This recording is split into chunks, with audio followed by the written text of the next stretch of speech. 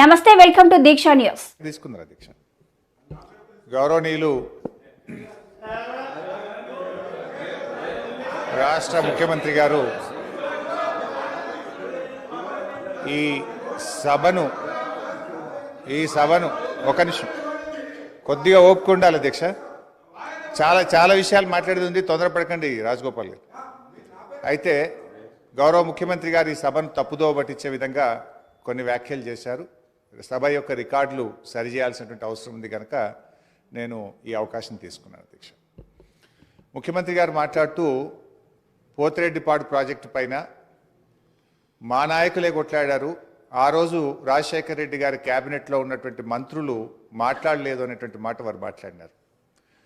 నేను దాని మీద ఒకరోజు వీలైతే చర్చ పెట్టండి, సభ రికార్డులు తీసి బయట పెట్టండి, వీడియో ఫుటేజ్ కూడా ఉంటుంది సభలో, అన్ని విషయాలు కూడా బయట పెడితే దాని మీద నేను చర్చకు సిద్ధం. But I want to set straight the record. ఆ రోజు రాజశేఖర రెడ్డి గారి క్యాబినెట్ నుంచి మేము 6 మంత్రులం 14 నెలలకే మేము రాజీనామా చేశాము. మేము రాజీనామా చేసినప్పుడు చెప్పే 6 కారణాలు, అందులో మొట్టమొదటి కారణం అక్రమంగా పోతిరెడ్డిపాడు ప్రాజెక్టును పొక్కగొట్టి మా తెలంగాణకు దక్కాల్సిన కృష్ణా నదీ జలాలను రాయలసీమకు తరలించకపోతున్నందుకు నిరసనగా ఈ క్యాబినెట్ నుంచి మేము వైదొలుగుతున్నాము. తెలంగాణను ముంచి పులిచింతల ప్రాజెక్టు గట్టి ఆంధ్రాకు నీళ్లు మళ్లించే పులిచింతల ప్రాజెక్టును ఆపకపోవడం వల్ల మేము ఈ క్యాబినెట్ నుంచి వైదొలుగుతున్నాము. 610 జీవో అమలు చేయడంలో నిర్లక్ష్యం కారణంగా మా తెలంగాణ పిల్లలకు ఉద్యోగాలు దక్కే విషయంలో మా మాట తప్పుతున్నందుకు నిరసనగా ఈ క్యాబినెట్ నుంచి మేము వైదొలుగుతున్నాము. నక్సలైట్లతో చర్చల పేరిట చర్చలు జరిపి ఎన్కౌంటర్లు చేస్తున్నారు, ఆ ఫేక్ ఎన్కౌంటర్లు జరుగుతున్నాయి కనుక మేము రాజీనామా చేస్తున్నాము. ఇట్లా ఒక 6 కారణాలు ఇదే సభలో చెప్పాం, బయట చెప్పి మేము ఆ రోజు రాజీనామా చేసినామనేటువంటి విషయాన్ని సభ ద్వారా గౌరవ ముఖ్యమంత్రి దృష్టికి మీ దృష్టికి తెస్తున్నాను.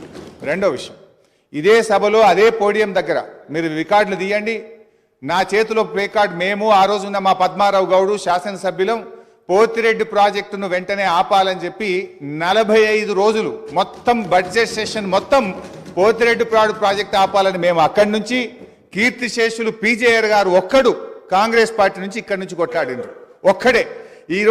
ఆ రోజు మంత్రులుగా ఉన్న చాలా మంది పెదవులు ముచ్చుకొని ఇక్కడ కూర్చున్నారు తప్ప ఆ రోజు మాతో గొంతు కలిపింది ఒకే ఒక్కడు పీజేఆర్. ఆ పీజేఆర్ తనయుడు విష్ణువర్ధన్ రెడ్డి కూడా ఈరోజు మాతోనే ఉన్నాడు. రెండో విషయం I would like to clarify. నేను విషయాల్లో చర్చలకు పోతే చాలా చెప్పాలి కానీ just I'm trying to give the clarification. ఇది ముఖ్యమంత్రి గారు చెప్పిన పోతిరెడ్డిపాడు విషయం.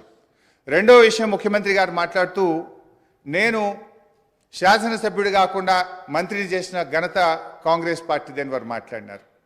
ఆ కాంగ్రెస్ పార్టీని అధికారంలో తెచ్చిన ఘనత టీఆర్ఎస్ పార్టీది. ఆ రోజు చంద్రబాబు నాయుడు గారు తెలుగుదేశం హయాంలో వీరు ఓడిపోయి కనీసం ప్రతిపక్ష హోదా దక్కకుండా పూర్తిగా దిగజారిపోయినటువంటి కాంగ్రెస్ పార్టీకి జీవం పోసింది కేసీఆర్ గారు, టీఆర్ఎస్ పార్టీ. ఎందుకంటే నేను ఆ రోజు ప్రణబ్ ముఖర్జీ గారితో హిమాచల్ భవన్లో చర్చలు జరిగినప్పుడు కీర్తిశేషులు వెంకటస్వామి గారు, గౌరవనీయులు మాజీ ఎంపీ సురేందర్ రెడ్డి గారు, కేసీఆర్ గారు, ఆలే నరేంద్ర గారు, నేను ఆ చర్చల్లో ఉన్నాను. కేసీఆర్ గారు ఆ రోజు మాట్లాడుతూ ఆ అలయన్స్ చర్చలు జరిగినప్పుడు తప్పకుండా ఈ రాష్ట్రంలో కాంగ్రెస్ పార్టీ అధికారంలోకి తెస్తాం, దేశంలో కూడా అధికారంలోకి వస్తుందంటే ఆ రోజు ప్రణబ్ ముఖర్జీ గారు మాజీ రాష్ట్రపతి గారు అన్న మాట I was part of the discussion. Chandrasekhar గారు మీరు అన్నట్టు నిజంగా కాంగ్రెస్ పార్టీ అధికారంలోకి వస్తే నువ్వు నా ఇంట్లో కూర్చొని తెలంగాణ రాష్ట్రం తీసుకొని పో, నిజంగా అధికారంలోకి వస్తుందా అని ఆయన అన్నారు. ఆ రోజు మేం పొత్తు పెట్టుకోవడం వల్లనే ఆ రోజు కాంగ్రెస్ పార్టీ అధికారంలోకి వచ్చింది తప్ప మీరేదో గెలిస్తే మాకు పదవులు ఇచ్చారు కాదు. మేము కాంగ్రెస్ పార్టీకి భిక్ష పెట్టినాం, మేము కాంగ్రెస్ పార్టీని అధికారంలో తేవడానికి ఆ రోజు సహకరించమనే విషయాన్ని గుర్తు చేస్తా ఉన్నా. అధ్యక్ష, కేసీఆర్ గారి గురించి కూడా వారు మాట్లాడినారు. Just I'm trying to set right the record. నేను స్పీచ్ ఇవ్వడం లేదు, స్పీచ్ ఇచ్చినప్పుడు నేను ఇంకా చాలా విషయాలు చెప్తా, ఓన్లీ రికార్డ్ సెట్ రైట్ చేసే ప్రయత్నం చేస్తున్నా. వారు ఏం మాట్లాడినారంటే కేసీఆర్ గారిని మేము ఎంపీ చేసినామని చెప్పి మాట్లాడుతున్నారు. కేసీఆర్ ఆ రోజు కాంగ్రెస్ పార్టీతో పొత్తు పెట్టుకున్నప్పుడు కేసీఆర్ గారి గురించి ఒకటే విషయం చెప్పి నేను ముగిస్తే అధ్యక్ష, ఓన్లీ వన్ మినిట్ అధ్యక్ష, 1 minute అధ్యక్ష. ఆ రోజు 1 minute అధ్యక్ష. Only I'm trying to set right the record. నేను స్పీచ్ ఇవ్వట్లేదు, రికార్డు కరెక్షన్ మాత్రం. ఒక్కటే నిమిషం అధ్యక్ష, సీనియర్ శాసనసభ్యులు ఒక్కటే నిమిషం అధ్యక్ష. I will take only 1 minute. అధ్యక్ష, ఆ రోజు నిజంగానే కేంద్రంలో ఆ రోజు కాంగ్రెస్ పార్టీ అధికారంలోకి వచ్చినప్పుడు సోనియా గాంధీ గారి అధ్యక్షంలో యూపీఏ సమావేశం జరిగింది. ఆ యూపీఏ సమావేశంలో సోనియా గాంధీ గారు కేంద్ర మంత్రివర్గంలో కేసీఆర్ గారిని చేరమన్నప్పుడు కేసీఆర్ గారు ఒక మాట చెప్పారు, కామన్ మినిమం ప్రోగ్రాంలో తెలంగాణ అంశం పెడితేనే నేను కేబినెట్లో చేరతా, నేను పదవుల కోసం రాలేదు, తెలంగాణ కోసం ఢిల్లీకి వచ్చినా అని చెప్పిండు కేసీఆర్ గారు. ఆ రోజు కామన్ మినిమం ప్రోగ్రాంలో పెట్టి ఉభయ సభలను రాష్ట్రపతి గారు ఉద్దేశించిన సభలో రాష్ట్రపతి గారు తెలంగాణ రాష్ట్ర ఏర్పాటును సంప్రదింపుల ద్వారా చేస్తామని చెప్పించింది కేసీఆర్ గారు. ఆ రోజు షిప్పింగ్ పోర్ట్ఫోలియో ఇస్తే అధ్యక్ష, షిప్పింగ్ పోర్ట్ఫోలియో ఇస్తే అధ్యక్ష, ఒక్కటే నిమిషం, ఆ రోజు డిఎంకే పార్టీ మాకు షిప్పింగ్ పోర్ట్ఫోలియోగా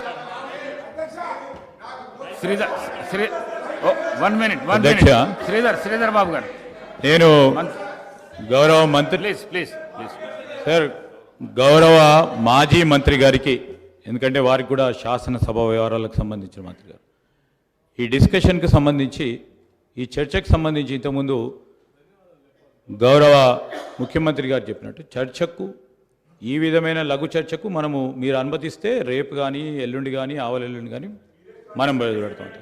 అధ్యక్ష, వారికి నేను ఈ విధంగా మీరు అందరికీ మరి అవకాశం ఇస్తే సమయం సరిపోదు సార్.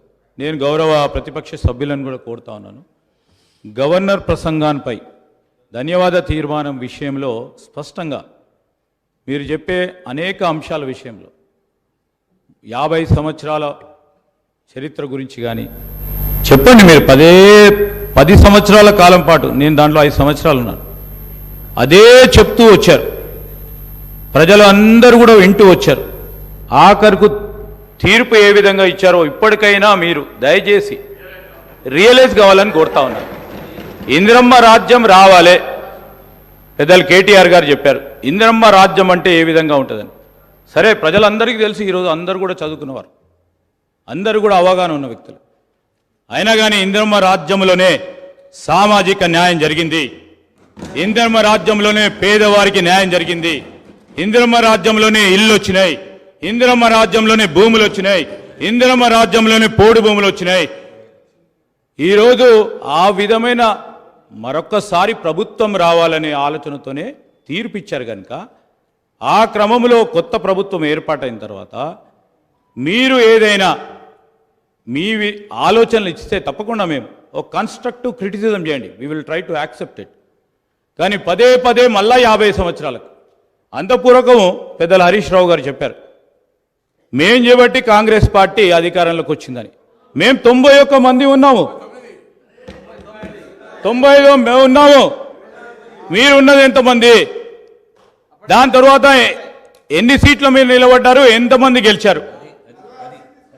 దాని తదుపరి జరిగిన 2000 ఎన్నికల్లో ఎంతమంది మీరు నిలబడ్డారు, ఎంతమంది గెలిచారు? ఇవన్నీ కూడా బేరీజ్ చేసుకోవడానికి మరొకసారి ఒక చర్చ పెట్టండి అధ్యక్ష. కానీ నేను దయచేసి గౌరవ సభ్యులందరినీ కూడా కోరుతా ఉన్నాను, ఈరోజు గవర్నర్ గారి ప్రసంగంపై ఈరోజు వారి పేరు తీశారనుకో వారు మాట్లాడుతూ అంటారు, వీరి పేరు తీశారనుకో వీరు మాట్లాడుతూ అంటారు. దయచేసి నేను గౌరవ శాసనసభాపతి గారిని కోరుతా ఉన్నాను, ధన్యవాద తీర్మానంపై గౌరవ సభ్యులు మాట్లాడితే సభ అర్థవంతంగా ముందుకు సాగే విధంగా మీరందరూ కూడా సహకరించాలని కోరుతా ఉన్నాను. గౌరవ కేటీఆర్ గారు,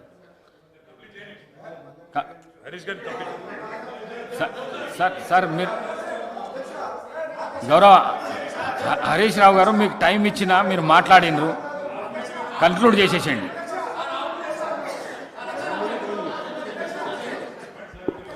స్పీకర్ సార్, ఇప్పుడు నేను లేవాలని కానీ మాట్లాడాలని అనుకోలేదు. గౌరవ ముఖ్యమంత్రి గారు మాట్లాడుతూ సభను తప్పుదోవిచ్చే విధంగా ఆయన మాట్లాడినప్పుడు సభ యొక్క రికార్డును రెక్టిఫై చేయడం నా బాధ్యత. బికాస్ నేనేదో ప్రశ్నకు సమాధానం చెప్పాలనో విమర్శ చేయాలనో నేను మాట్లాడే ప్రయత్నం చేస్తలేను. వారు మాట్లాడినారు కనుక మేము డెఫినెట్గా దాన్ని క్లారిఫై చేయడం మా బాధ్యత అధ్యక్ష.